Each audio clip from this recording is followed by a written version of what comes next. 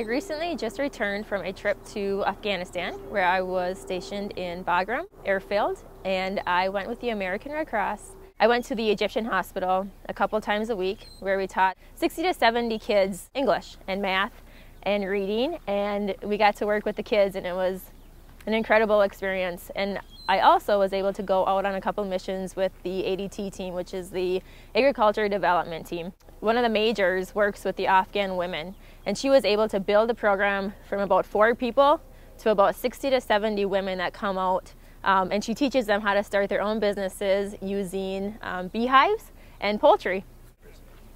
One of the places that we went when I was out with the Agriculture Development Team is to a women's safe house where women go for protection from their husbands, and they have their kids with them. And it was all barbed wire, and it's protected by Afghans then on the outside. And they would have a school in there, and inside they would have just the whole side of the wall would be one long bed where they would all sleep. When the Taliban was in control, the women were oppressed for everything. They were demanded to wear the full burqa. They were not allowed to leave the house without their husband. They weren't allowed to even go see their male relative. But today, they still wear the full burqa because they're afraid that when America leaves, the Taliban are going to see their faces, and they'll be persecuted after we leave. And a lot of the Afghans, their husbands or their family, they're conservative Afghans, and so that they still won't let their women leave the house. They still persecute the kids on the way to school. And so this Egyptian hospital where we were and spent time, these kids that would come, they would get persecuted by the Afghan conservatives. Not Taliban. One thing that I don't think is working very well is giving money directly to the Afghan officials, the government officials.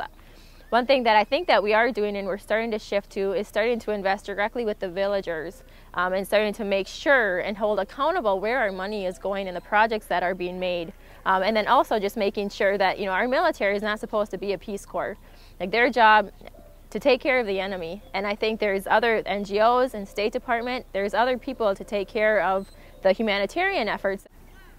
I'm hoping to go back to Afghanistan in the next couple of days and embed with a Marine unit and actually see firsthand what has been working so well, what is working and what isn't working with them.